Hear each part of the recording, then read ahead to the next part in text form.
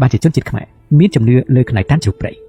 តាមការស្រាវជ្រាវបានដឹងថាជ្រូកព្រៃមានទម្លាប់រស់នៅជាហ្វូងរបស់វានៅក្នុងហ្វូងជ្រូកព្រៃនីមួយៗគេឃើញមានមេហ្វូងមួយជាជ្រូកឈ្មោលដែលមិនត្រឹមតែមានមាឌធំហើយខ្លាំងជាងគេប៉ុណ្ណោះទេវាថែមទាំងកាយសាហាវទៀតផង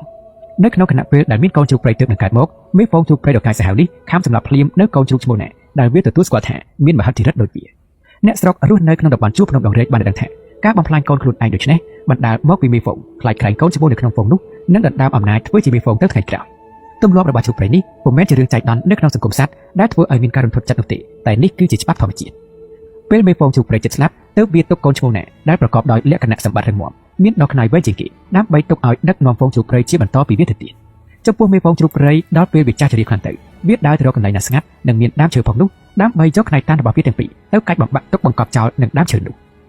មហិទ្ធិឫទ្ធិរបស់ផ្នែកតាននៅត្រង់ថាបារមីឬវត្ថុស័ក្តិសិទ្ធិជាពន្លឺនៅលើថ្ងាសជ្រូកព្រៃដែលតាមថែរក្សាទុកគាំពៀជានិច្ចកាលបារមីនេះឯងដែលពិបាកនឹងមាននរណាមួយអាចសម្លាប់វាដោយងាយៗបានឡើយ